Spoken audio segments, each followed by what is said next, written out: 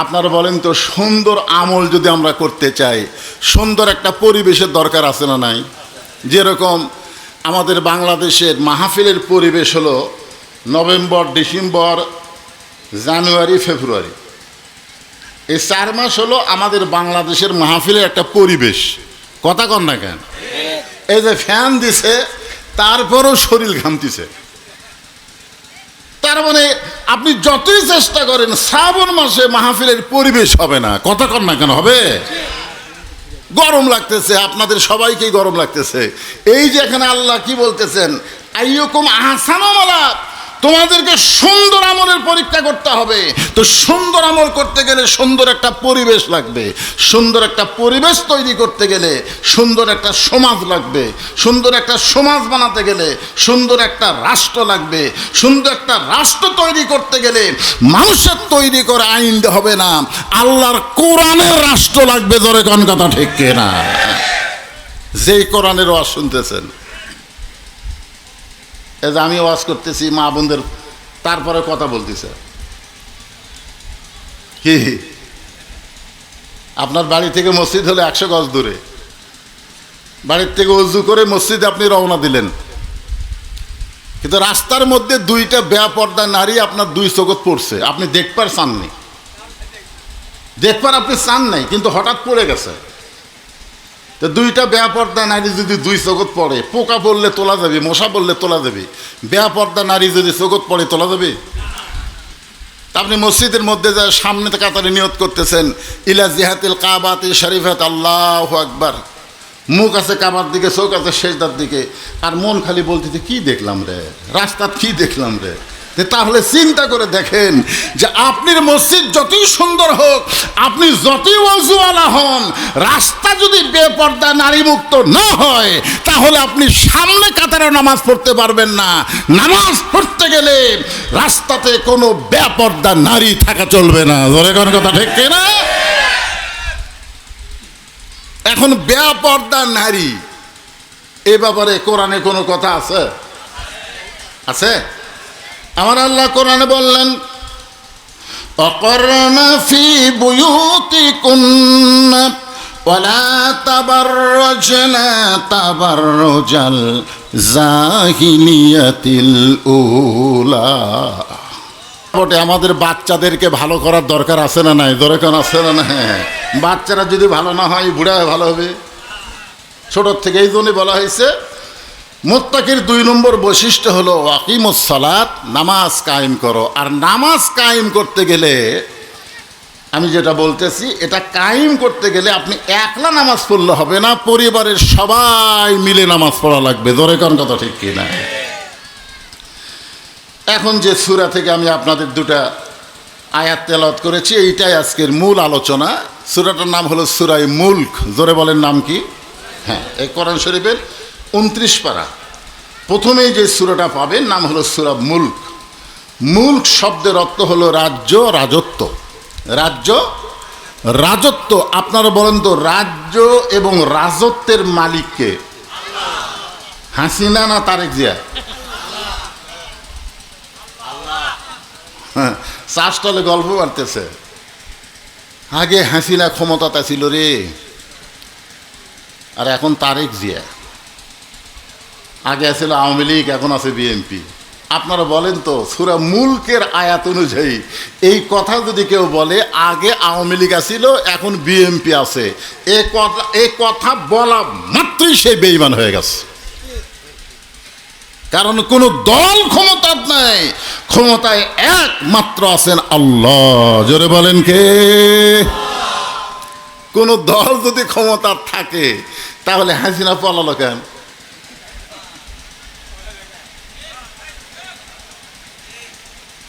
এখন 5 তলা বিল্ডিংয়ের উপরে, ওপর তলায় বুঝলেন 1 লাখ টাকার খাট, 12,000 টাকার কম্বল, ওড়ে তামানে গায়ে দিয়ে রাত 9টার সময় বলতেছে, আমার বাড়ি আমার ঘর আমাক নামাইকে।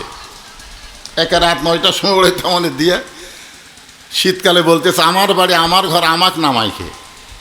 তো 2 কান্দে 2 ফেরেশতা বলতেছে, আল্লাহ, ঘুমের আগে একটা দোয়া আছে, আল্লাহুম্মা বিসমিকা আমুতু ওয়া আহইয়া। এই দোয়া না পড়াই কি করলো? এই যে বলতেছে আমাক নামাইকে, নামানোর কেউ নাই, রাত 3টার সময় আল্লাহ একটা ভূমিকম্প দিছে। তোর এখন কি কম্প? খালি বিল্ডিং একটু কেঁপে উঠছে। ওই এত ফোর্সে নামছে যে কম্বলের মধ্যে যার লুঙ্গি খুলে আছে ওটাও পর্যন্ত পরার টাইম পায়নি, একেবারে ন্যাংটা হয়ে নামছে। ফেরেশতাকে আল্লাহ নামাইলা তাই বলে ন্যাংটা করে নামালা। ক্ষমতার চেয়ার পায়া হাসিনার মতন কেউ যদি আবার স্বৈরাচারী হয়, আল্লাহ তাকে নামাবে কিন্তু ন্যাংটা করে নামাবে। জোরে বলেন কথা ঠিক কিনা? কারণ সমস্ত ক্ষমতার মালিককে। এটা কি আমার কথা না আল্লাহর কথা? আল্লাহ বললেন তাবারাকাল্লাযী বিয়াদিহিল মুলকু ওয়া হুয়া আলা কুল্লি শাইইন কাদির। আল্লাহু আকবার। এরপরে আল্লাহ বলতেছে, রে মায়েরা একটু মনোযোগ দিয়ে শোনেন।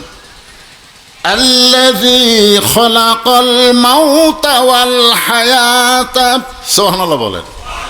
দেখেন এখানে আল্লাহ কিন্তু বলতে পারতেন আল্লাযী খালাকাল হায়াতা ওয়াল মাউতা, আল্লাহ বলতে পারতেন, কিন্তু আল্লাহ তাআলা কেন বললেন খালাকাল মাউতা ওয়াল হায়াতা? আগে আল্লাহ মরার কথা বললেন, তারপরে আল্লাহ বাঁচার কথা বললেন।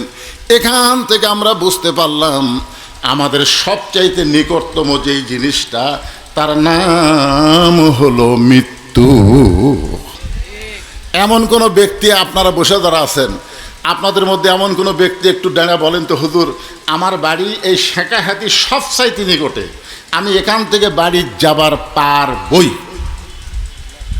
একটা লোক ডাঙা বলেন তো, হুজুর আমি বাড়ি যাবার পারবই, বলেন। তাহলে এইটুকু কথা বলার মতন সাহস যদি আমাদের না থাকে, তাহলে আপনারা বলেন তো আমাদের সবচাইতে নিকটতম যেই জিনিস তার নাম কি? আরো জোরে। মরবই। যতই চেষ্টা করেন, বহু চেষ্টা করছে খালেদা জিয়া, বাঁচল না। আমরা বাংলাদেশের এমন কোনো বক্তা নাই যে তার জন্য দোয়া করিনি। কারণ বেগম খালেদা জিয়াকে সমস্ত দলের মানুষ ভালোবাসে। জোরে কোন কথা ঠিক কিনা? সবাই ভালোবাসে। এবার কে আর হাসপাতালে কত চেষ্টা করা হলো, কত দোয়া হলো, তারপরেও বাঁচল না। এখান থেকে বোঝা গেল মরা লাগবেই। মরা যদি লাগে তাহলে কিভাবে মরব? আল্লাহ কোরআনে বলেন ওয়ালা তামুতুন্না ইল্লা ওয়া আনতুম মুসলিমুন। মৃত্যুবরণ করো। আল্লাহ বলতেছেন তোমরা মৃত্যুবরণ করো, তবে মুসলমান না হয়ে তোমরা মৃত্যুবরণ করো না। আল্লাহ আমাদেরকে মুসলমানের ঘরে কবুল করলেন, মুসলমানের ঘরে জন্ম নিলাম। আবার আল্লাহ বলতেছেন মুসলমান না হয়ে মৃত্যুবরণ করো না। মুসলমান হয়ে যদি আমরা মরতে চাই আমাদের কি করা লাগবে? আল্লাহ বলতেছেন লিয়াবলুয়াকুম, তোমাদেরকে পরীক্ষা করা হবে। আইয়ুকুম আহসানু আমালা। আমার কথা কি আপনারা বুঝতে পারতেছেন? তোমাদেরকে পরীক্ষা করা হবে সুন্দর আমল। আল্লাহ রাসূল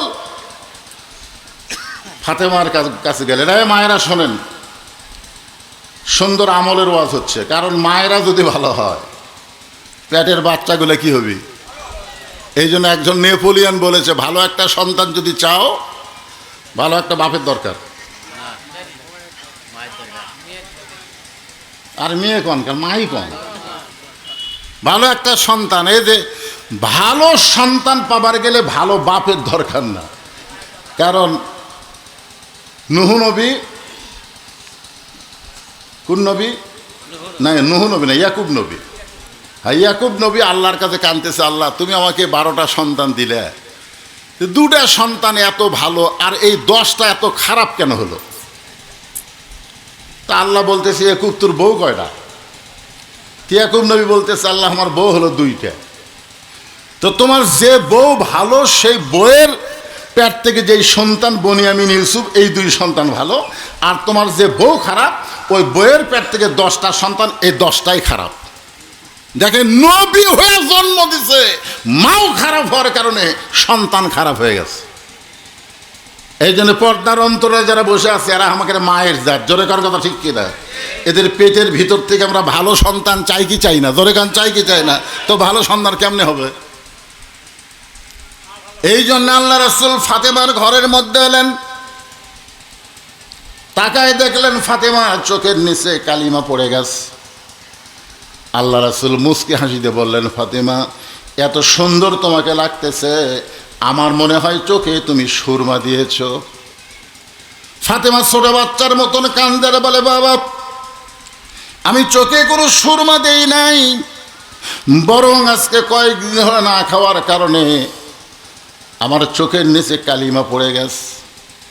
আল্লাহ রাসূল ফাতেমার শাহাদত আঙ্গুলি ধরে বললেন, ফাতেমা, মেয়েদের জন্য জান্নাতে যাওয়া আল্লাহ সহজ করে দিয়েছে। সাল্লাল্লাহু আলাইহি। ফাতেমা বলতেছে, আজ কয়েকদিন হলে না খাওয়ার কারণে আমার চোখের নিচে কালিমা পড়েছে। আমাদের মতন বাবা হলে আমরা কি বলতাম, এমন একটা ছেলের সঙ্গে আমার মেয়েকে বিয়ে দিলাম, আমার মেয়েকে সুখ শান্তিতে রাখলো না। কিন্তু আল্লাহ রাসূল বলতেছে, ফাতেমা, মেয়েদের জন্য আল্লাহ জান্নাতে যাওয়া সহজ করেছে। সঙ্গে সঙ্গে ফাতেমা বললেন, বাবা, দুনিয়া এবং জান্নাত, আল্লাহ রাসূল বললেন, বাল তুসিরুনাল হায়াতাদ দুনিয়া ওয়াল আখিরাতু খায়রুন ওয়া আবকা। তুচ্ছ একটা দুনিয়া, কয়দিনের জন্য। আখিরাতের কথা শোনো ফাতেমা, তুমি জান্নাতে যাবে, মাত্র 4টা আমল। মায়েরা শোনেন, মাত্র 4টা আমল করবেন।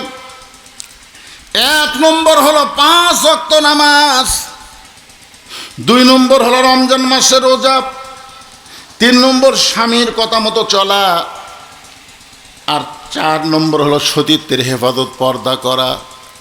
আল্লাহ রাসূল বললেন, ফাতেমা, এই যে 4টা আমলের মধ্যে নামাজ কিন্তু সব সময় পড়া লাগবে না।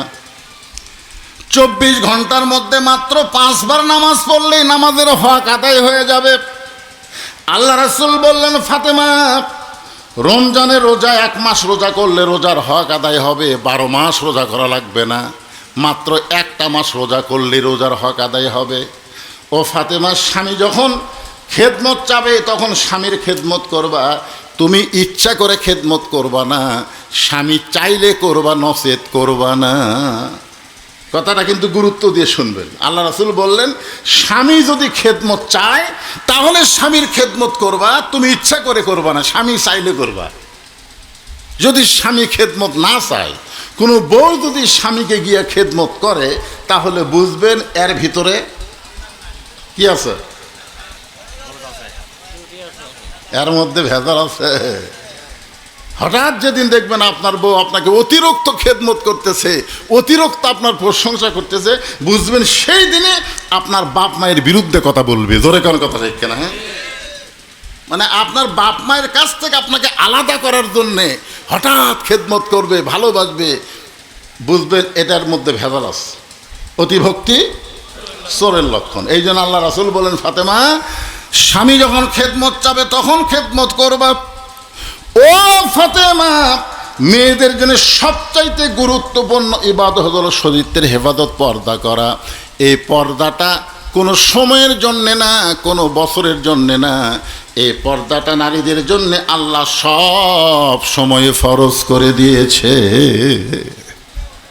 ফাতেমার কাছে একটা ওড়না ছিল। আমার মায়েরা যদি প্রজেক্টরের মাধ্যমে দেখতে পান তাহলে একটু খেয়াল করে দেখেন, আমার কাছে একটা পাগড়ি আছে। ফাতেমা ওড়নাটা এভাবে মাথার উপরে দিয়ে যখন আল্লাহ নবীর সামনে মুখটা ঢেকে বললেন, বাবা, এই মুহূর্তে আমি পর্দার মধ্যে ঢুকে গেলাম, এই মুহূর্তে আমি পর্দার মধ্যে ঢুকে গেলাম। সঙ্গে সঙ্গে আল্লাহ নবী বললেন, আমিন। জোরে কান সুবহানাল্লাহ। মেয়ে বলতেছে নবীর কাছে, বাবার কাছে, বাবা, এই মুহূর্তে আমি পর্দার মধ্যে ঢুকে গেলাম। সঙ্গে সঙ্গে আল্লাহ নবী বললেন, আমিন। কিছুদিন পরে আল্লাহ বলে, হাবিব, আপনার কথা মতো আপনার ফাতেমা পর্দাকে এমনভাবে গ্রহণ করেছে, আমি ফাতেমার পর্দাকে কবুল করে সাইদাতুন নিসাই আহলিল জান্নাহ ফাতেমাতুজ জোহরা, আমি ফাতেমাকে জান্নাতি নারীদের নেত্রী বানায়া দিলাম। সুবহানাল্লাহ। আল্লাহ রাসূল এসে ফাতেমাকে বললেন, ফাতেমা তুমি নামাজ পড়ো, রোজা করো, স্বামীর খেদমত করো, তোমার ওই তিনটা ইবাদতের কারণে আল্লাহ কিন্তু তোমাকে জান্নাতি নারীদের নেত্রী বানায়নি, তোমাকে জান্নাতি নারীদের নেত্রী বানাইছে পর্দার আমল করার কারণে। সুবহানাল্লাহ বলেন। তা আমি মা বোনদের জন্য বলবো, মা যতই আমল আপনারা করেন, আপনাদের 1 নম্বর আমল হলো পর্দা। জোরে করে 1 নম্বর আমল কি? পর্দা। এখানে ওয়াজ শুনতে আইছেন, আপনি কথা বলতেছেন আর সেই কথা বক্তার কানত আসতেছে। মেয়ে মানুষের জোরে কোরআন শরীফ তেলাওয়াত করাও জায়েজ নেই, জানেন? মেয়েরা যদি জোরে কোরআন তেলাওয়াত করে পরপুরুষ শুনতে পায়, তাহলে সওয়াবের বদলে পাপ হয়। তো কোরআন শরীফ যদি জোরে পড়লে পাপ হয়, তাহলে জোরে কথা বলতেছেন। আল্লাহ রাসূল বললেন, ফাতেমা আল্লাহ তোমাকে জান্নাতি নারীদের নেত্রী বানিয়ে দিছে। সুবহানাল্লাহ বলে। ফাতেমা সেই হাসতেছে, কি হাসি! জান্নাতি নারী নেত্রী, বোঝেন না? এই খবর দিয়ে রাসূল যখন দরজার থেকে বাইরে আইছে, ইতিমধ্যে আল্লাহ পাক জানাচ্ছে, ওগো নবী আপনার মেয়েকে একটা খবর দেন। আল্লাহ রাসূল বললেন, আল্লাহ কি খবর? বলে, খবরটা হলো আপনার ফাতেমা জান্নাতি নারীদের নেত্রী হলে কি হবে, আপনার ফাতেমার আগেও একটা মেয়ে জান্নাতে যাবে। সুবহানাল্লাহ কন্যা গান। ফাতেমা জান্নাতের নারীদের নেত্রী হবে, তার আগেবারে একটা মেয়ে জান্নাতে যাবে। সেই মেয়েটা এমন কি আমল করে? আমার মায়েরা যারা পর্দার অন্তরালে একটু ধৈর্য নিয়ে বসে থাকেন, আমি আপনাদেরকে বলবো, এখন আমার ভাইদের সামনে বলতেছি। আল্লাহ বললেন, লিয়াবলুয়াকুম আইয়ুকুম আহসানু আমালা ওয়া হুয়াল আজিজুল গফুর। এখন আসেন, আমরা যারা পুরুষ মানুষ, এই খুব খেয়াল করে শোনেন, মেয়েদের 1 নম্বর সুন্দর আমলের নাম আমি কিছুটা ওয়াজ করলাম, পর্দা। দরকার নাম কি? আর পুরুষের 1 নম্বর সুন্দর আমলের নাম হলো নামাজ। দরকার নাম কি? যার নামাজ নাই তার কি নাই? না, যার নামাজ নাই। আমি 4টা হাদিস কই। কয়টা? একটু গরম হলো, মনোযোগ দিয়ে শোনেন বাজান। সিজন শুরু হতে বহু দেরি। আপনার এলাকায় কি আর কোনো মাহফিল হবে? আপাতত হতে পারে আমাদের জীবনের শেষ মাহফিল, হতে পারে কি পারে না? পারে তো। 1 নম্বর হাদিসটা শোনেন, কঠিন হাদিস। লা সালাতা লা ইমানা, যার নামাজ নাই তার ঈমান নাই। এখন আপনারা কারা কারা ঈশার নামাজ না পড়ে ওয়াজ শুনতেছেন? কষ্ট নেন না, ফজর পর্যন্ত বাঁচার গ্যারান্টি দিবার পারবেন, এখান থেকে বাড়ির যাওয়ারই গ্যারান্টি দিবার পারলেন না, তাহলে ফজর পর্যন্ত বাঁচবো এরকম গ্যারান্টি আমাদের আছে? তো তাহলে যারা ঈশার নামাজ না পড়ে ওয়াজ শুনতেছেন,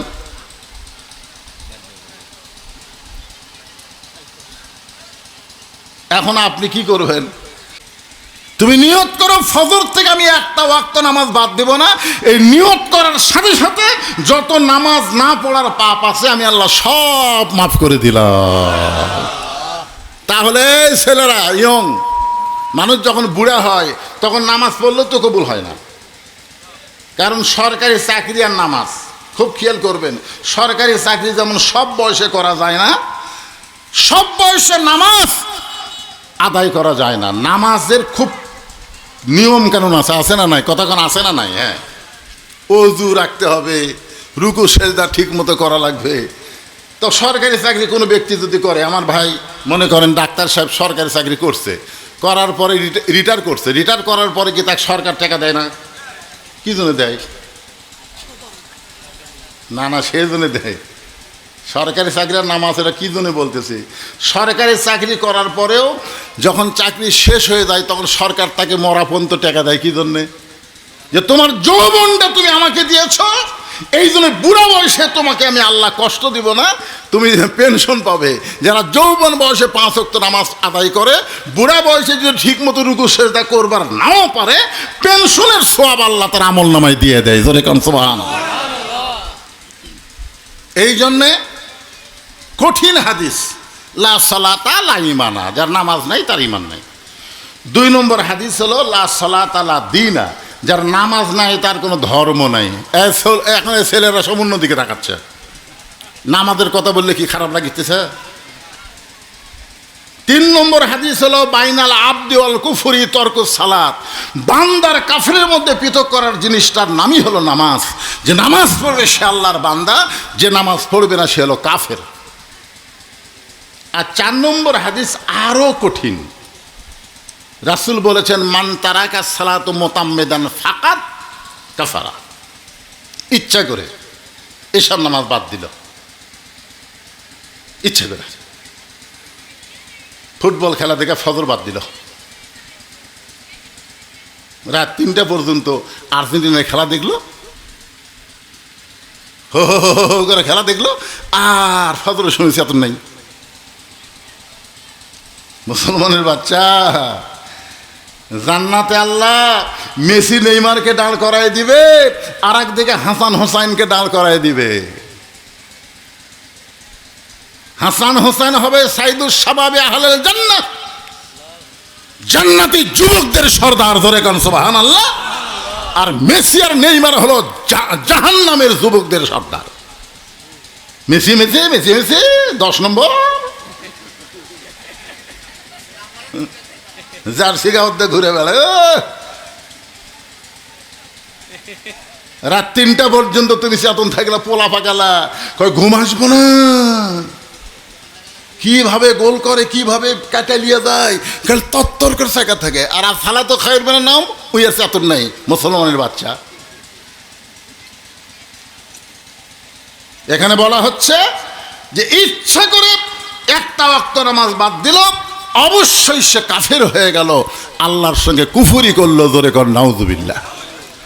তাহলে এখন আপনারা বলেন, পুরুষ মানুষের 1 নম্বর সুন্দর আমলের নাম কি?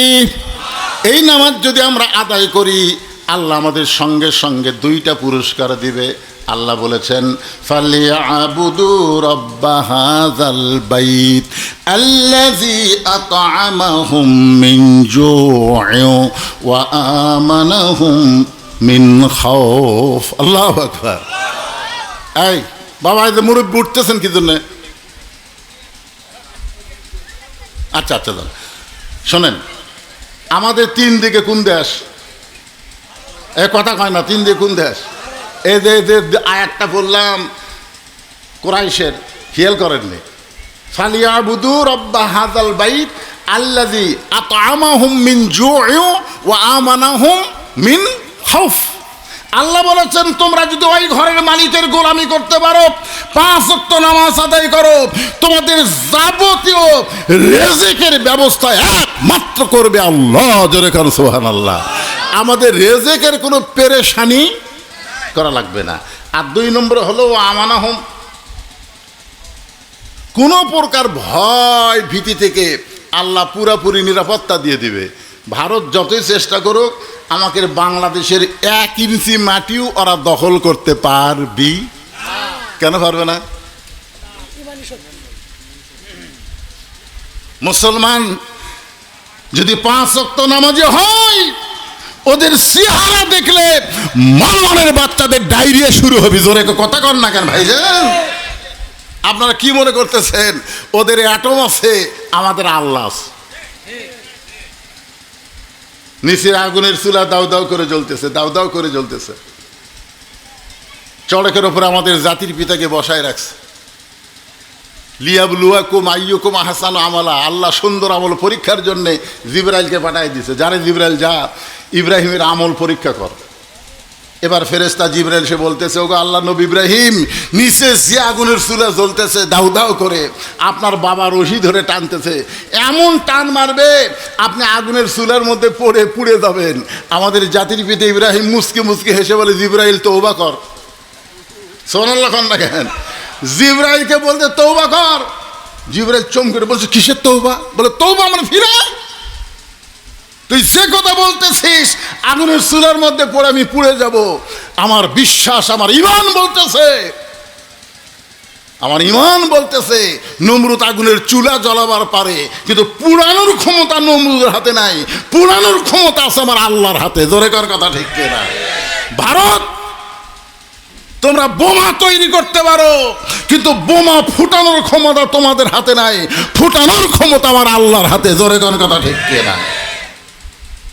বারবার নমরুদ বলে, ইব্রাহিম তাকায় দেখো, তোমার জন্য আগুনের চুলা বানাইছি, আগুনের চুলার মধ্যে পড়ে তুমি পুড়ে যাবে। আল্লাহ বলে, ইব্রাহিম একটা বার তাকা। ইব্রাহিম বলে, আল্লাহ আমি তোমার দিকে তাকিয়ে আছি, ওদিকে তাকাবো না। আল্লাহ বারবার নমরুদ বলতেছে, একবার তাকা। আল্লাহর কথা মতো আমাদের জাতির ভিতরে তাকে দেখে, কুল্লাইয়া নারু কুনি বারদাও ও সালামান আল্লাহ ইব্রাহিম। ইব্রাহিম নবী তাকে দেখে আগুনের চুলায় শান্তির বাগান। আল্লাহ তুমি কি দেখালা? বলে, এটা নমরুদের কাছে আগুনের চুলা হতে পারে, কিন্তু তোমার জন্য আমি আল্লাহ শান্তির বাগান বানাই দিলাম। ভারত বাংলাদেশে অ্যাটম বোমা মারতে পারে, কিন্তু আমাদের বাংলাদেশের নামাজের ভূমিতে পড়লে অ্যাটম বোমা থাকবে না, ওটা মিষ্টি বাঙ্গি তরমুজ হতে পারে। জোরে কান কথা ঠিক না? পারে কি পারে না? জোরে কান পারে কি পারে না? ওরা বোমা মারছে, ওই বোমা এসে আমাকে এই গাবতলিত পড়ছে, সোনাতলাত পড়ছে, পড়ে এখন বোমা বলতেছে, আল্লাহ তোমার হুকুম ছাড়া তো আমরা ফুটে পারি না, কি করবো? আল্লাহ কাই পড়ে থাক। কিছুক্ষণ পর বোমা বলতেছে, আল্লাহ আমরা এভাবে পড়ে থাকবো। আল্লাহ বলতেছে, তাহলে তারা মিষ্টি তরমুজ হয়ে যা। তো মিষ্টি তরমুজ হয়ে গেছে, ছেলেরা বাইর হয়ে যায়, কেড়ে উঠে কিরে যাই থেকে তরমুজ বাড়ির থেকে ছুরি নিয়ে আসে, বুঝলেন? ওরা কাটা কেটে যখন খাচ্ছে, ভারতেরা দূর থেকে অনুবীক্ষণ যন্ত্র, দূরবীন যন্ত্র দেখতেছে বোমার খবর কি, দেখে যে কাটিয়ে খাচ্ছে। এরা বোমা কাটিয়ে খায়। এই জন্য আল্লাহ বলেছেন, ও আমানা হুমিন খাউফ, যাবতীয় ভয় থেকে আমি আল্লাহ তোমাদেরকে পুরাপুরি নিরাপত্তা দিয়ে দিব। একমাত্র আল্লাহ ছাড়া নামাজের অন্তরে অন্য কারো ভয় থাকবে না। ধরে কেন সুবহানাল্লাহ।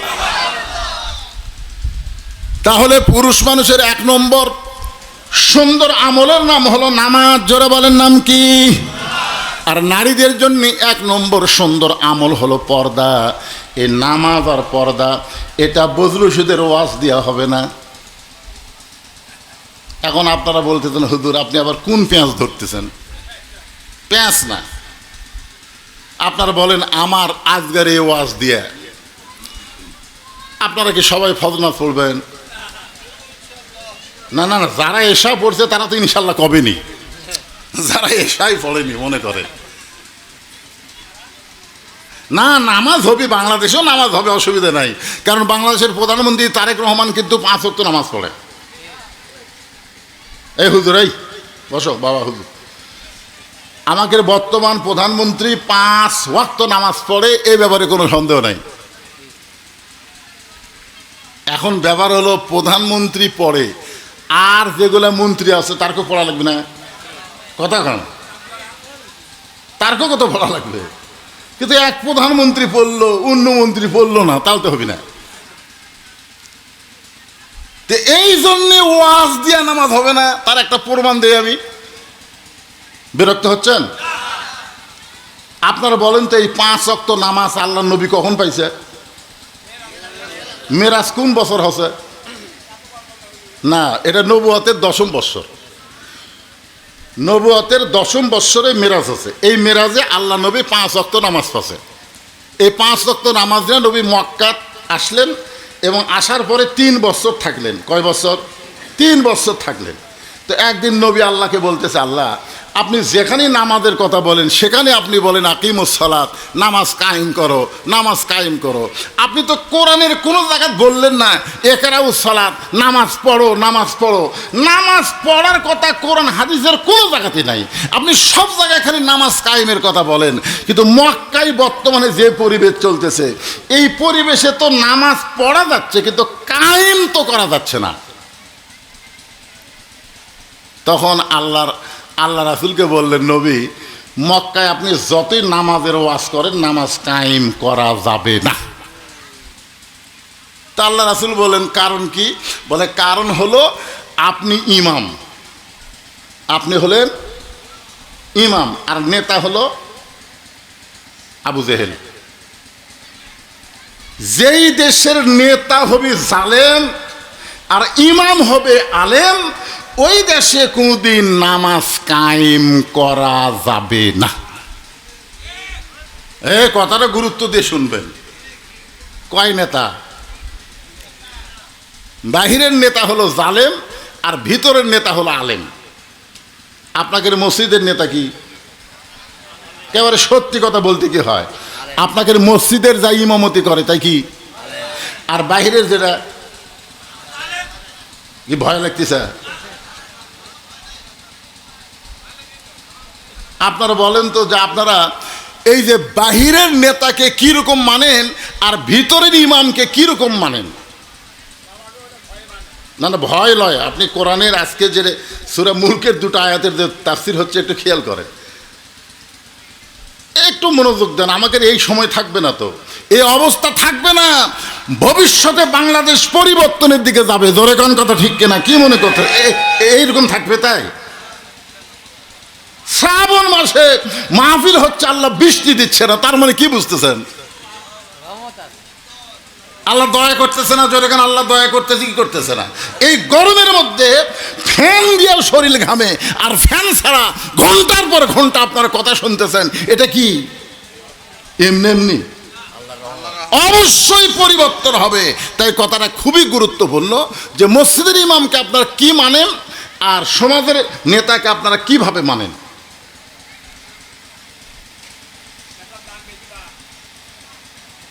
আপনারা কি করলেন?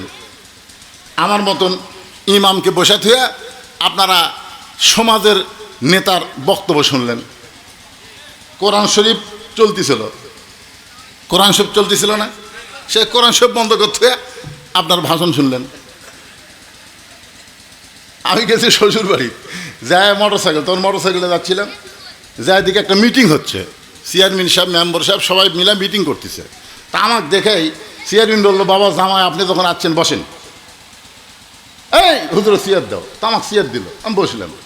বসার পর চেয়ারম্যান সাহেব বলতেছে, হুজুর একটা কাম আমরা করে দিচ্ছি, আপনি দোয়া করেন। তো চেয়ারম্যানকে বললাম, কি করলেন? আগেই দোয়া করেন। না, দোয়া করেন হুজুর, আপনারা দোয়ার মানুষ, দোয়া করেন।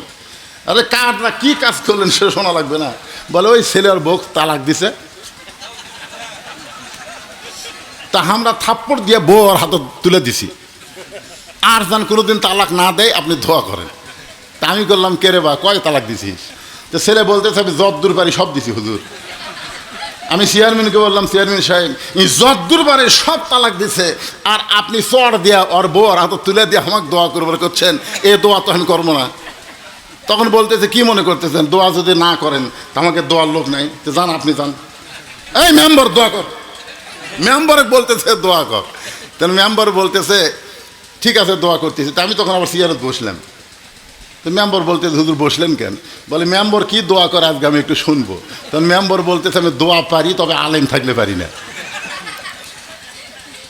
আমি বললাম, চেয়ারম্যান সাহেব সব জায়গায় আপনারা মাথা দিয়েন না, কারণ স্বামী স্ত্রীর সম্পর্ক যেমন বিধান, এটাকে মানতে হবে, না মানলে সমস্যা আছে না নাই? জোরে কোন আছে না নাই? আজকে মসজিদের নেতা সমাজের নেতা হতে পারতেছে না। আল্লাহ বলেন, হাবিব মক্কায় আপনি হলেন ইমাম, আবু জেহেল হচ্ছে নেতা। যেদিন আপনি ইমাম, আপনি নেতা হবেন, সেদিন নামাজ কায়েম হবে। আর সেই পরিবেশ মক্কায় হবে না। ওই পরিবেশ নিতে গেলে আপনাকে হিজরত করা লাগবে। আল্লাহ নবী হিজরত করলেন, মদিনায় আসলেন, সর্বপ্রথম একটা মসজিদ তৈরি করলেন। সেই মসজিদের নাম হলো মসজিদে কোবা। আল্লাহ রাসূল বলেছেন, মসজিদে কোবা এমন একটা দামি মসজিদ, যেই মসজিদে 2 রাকাত নামাজ পড়লে আল্লাহ খুশি হয়ে তার আমল নামায় একটা ওমরা হজের সওয়াব দিয়ে দেয়। আজান দিল হযরত বেলাল, নামাজ কায়েম হচ্ছে। খুব খেয়াল করেন, নামাজ কায়েমের মধ্যে লাভটা কি? নামাজ যখন কায়েম হবে, আওয়ামী লীগ করেন, বিএনপি করেন, জাতীয় পার্টি করেন, জামাত করেন, তাবলিগ করেন, পীর মুরিদি করেন, আজান শোনার পরে সবাই মসজিদের মধ্যে ঢুকবে। জোরে কোন ঠিক কিনা? নামাজ যখন কায়েম হবে, সামনে কাতারে একজন মুসল্লি লাগবে, এসপি দাঁড়ায় আছে, কিন্তু তার কাছে একটা মুসল্লি নাই। একটা মুসল্লি না হলে তো কাতার পুরা হচ্ছে না। এসপি তাকায় দেখে দরজায় চৌকিদার খাড়া হয়ে আছে, দরজায় চৌকিদার খাড়া হয়ে আছে। এখন এসপি বলতেছে আয়। চৌকিদার বলে না স্যার, আপনি এসপি, আমি চৌকিদার। এসপি বলতেছে ওটা বাইরের কথা, ওটা বাহিরের কথা, তুই চৌকিদার আমি এসপি, এটা হলো বাহিরের কথা। ভিতরের কথা আমরা দুই ভাই একসঙ্গে নামাজ কায়েম করতে চাই। জোরে কান সুবহানাল্লাহ। এই কথা শোনার পরেও চৌকিদার সাহস পায় না। তখন এসপি নিজের জায়গা ছাড়িয়ে আসে চৌকিদারের হাত ধরে, কেরে তোকে ডাকি যাস না কেরে, এই কাছে খাড়া করে বলতেছে দাঁড়া।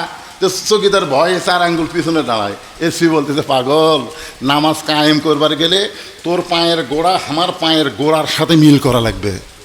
চৌকিদার বলতে স্যার আপনার পায়ের গোড়া তেলতেলা, আমারটা ফাটা। কারণ আপনি ভালো জুতা মহদ্দা থাকেন, আর আমার জুতা কিনারে বসা নাই, খালি পায়ে দৌড়াই, পায়ের গোড়া ফাটা।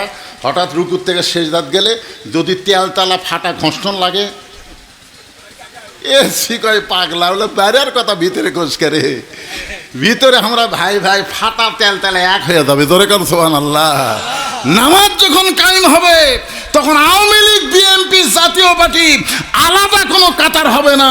14 দল 20 দল ভাঙ্গা সব মুসলমান এক কাতার হবে। জোরে কান কথা ঠিক কিনা? এক কাতার হবে, এক কাতার।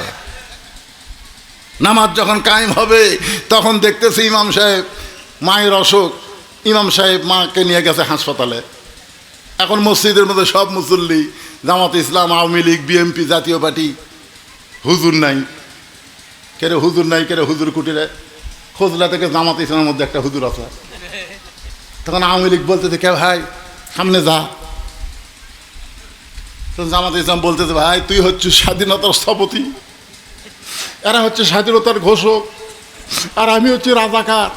তখন কত পাগলা, নামাজ কায়েম আছে আর রাজাকার আর মুক্তিযোদ্ধা আছে, এখন যাই যোগ্য তাই সামনে যাবে। জোরে কোন কথা ঠিক কথা বলে। এই নামাজটা কায়েম করতে গেলে মানুষের তৈরি করা সমাজ দেওয়া হবে না, ওয়াজ দেওয়া হবে না, আল্লাহর কোরআনের আইন লাগবে। জোরে কোন কথা ঠিক কিনা? তাহলে আল্লাহর কোরআনের আইন যদি আমাদের বাংলাদেশে আমরা চালু রাখতে চাই, তাহলে আপনারা বলেন তো কোরআনের সাথে আমাদের সম্পর্ক রাখার দরকার আছে না নাই? একটা গাছ দিয়ে 3টা জিনিস বানাছে, সাধারণ যুক্তি। গাছ একটা জিনিস বানাছে কয়টা? তার মধ্যে একটা হলো খাট, একটা হলো সোফা, আর একটা হলো রেহাল। গাছ কিন্তু একটা, জিনিস বানাছে 3টে, একটা খাট, সোফা, আর একটা হলো রেহাল। আপনারা বলেন তো 3টার মধ্যে দাম বেশি কার? সবাই ছেলেবেলে তোমরা কি বুঝবার পর রেহাল বোঝো? তোমরা রেহাল বোঝো? যার ওপর কোরআন সব থুইয়া পড়ে, ওর নাম কি? তো রেহাল। মানে একই গাছের আগে খাট বানাছে, তারপর সোফা বানাছে, সামান্য কাঠ বাঁচছে। এখন মিস্ত্রি বলতেছে ভাই এই কাঠ দিয়ে কী করি? তখন বলতেছে কিছু যদি না হয় তো পুরা খামো। গাছেরা বলতেছে, মিস্ত্রি বলতেছে ভাই একটা কাম করি, রেহাল বানা দিই। তো বলতেছে তুমি কিন্তু খাটের আর সোফার টাকা পাবে, রেহালের কিন্তু টাকা। তখন বলতেছে সোয়াবের নিয়তে বানাতে মোরে। এখন সোয়াবের নিয়তে রেহাল বানা দিছে। এখন আপনারা বলেন তো খাট আর সোফা কোন জায়গার থাকে আর রেহাল থাকে কোন জায়গা? রেহাল সবার উপরে থাকে। একদিন ইঙ্গা কোরআন শরীফ লিভার দেয়, বুঝছেন? কোরআন শরীফ লিভার দিয়ে ফট করে 17 মুহূর্তে রেহালটা পড়ে গেছে। যেই পায়ের কাছে পড়েছে রেহালক তুলে 3বার চুমা খাচ্ছে। রেহাল বলতেছে কে রে খাট সোফা, কিরে তোরকে খবর কিরে? আমি পায়ের কাছে পড়ে গেছি, আমাকে 3বার চুমা খাই, তোরকে চুমা। তখন খাট আর সোফা বলতেছে ভাই আমাকে তো খালি লাগতেই রে। এখন তোরা বলতো আমার চুমা খায় তোর লাগতেই কারণ কি? তখন খাট আর সোফা বলতেছে আমাদের সম্পর্ক হলো মানুষের সাথে, আর তোর সম্পর্ক হলো আল্লাহর কোরআনের সাথে। তাহলে আল্লাহর কোরআনের সাথে সম্পর্ক রেখে একটা রেহালের দাম যদি বাড়ে, সেই কোরআনের সঙ্গে কারা কারা সম্পর্ক রাখবেন? 2 হাত তুলে আমার আল্লাহকে দেখান। লিল্লাহ